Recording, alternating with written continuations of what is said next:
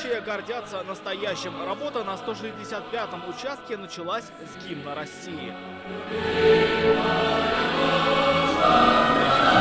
Настроение замечательное, это моя ответственность. Именно с таким настроем и настроением ходили на выборы во времена СССР, вспоминает пенсионер Нина Бажанова. Отмечает, сейчас все иначе, но все так же ответственно. Совершенствуется с точки зрения техники, с точки зрения вообще обстановки на выборах. То есть мне очень нравится. Как говорят на этом участке, большинство избирателей проголосовали за минувшие 2 дня. Сегодня идут те, кто отложил это на финальный день. Но идут с самого утра, идут одни и с семьями. Говорят, важно не только выполнить свой гражданский долг, но и полноценно провести выходной. Среди них казанец Сергей Романов пришел на выборы одним из первых, рядом с сыновьями. А почему именно с сыновьями?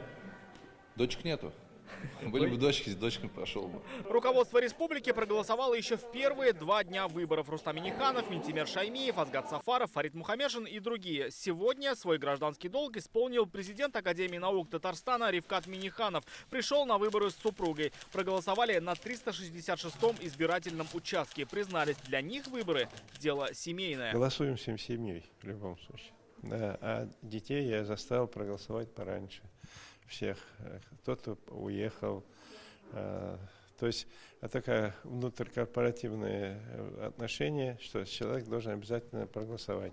Вместе с супругом на избирательный участок в Челнах пришла и руководитель музея-заповедника Елабуги Гульзада Руденко. Выбрали финальный день, когда у обоих выходной. Конечно, значительно удобнее, мне кажется, для любого гражданина Российской Федерации, когда есть возможность проголосовать в любое свободное для него время, пятницу, субботу, воскресенье. Это достаточно такие дни, когда человек может рассчитать свое время и прийти на избирательные участки и отдать свой голос. Руководитель татарстанского филиала фонда «Защитники Отечества» проголосовала на 455-м участке Казани. Призналась, не пропускает выборы с самого детства. Атмосфера совершенно особая была в этот день в школе. Звучала музыка, продавались различные вкусняшки. Вместе с родителями мы заходили в кабинку. Они нам давали свой заветный бюллетень, который мы сами своей рукой клали в соответствующую урну.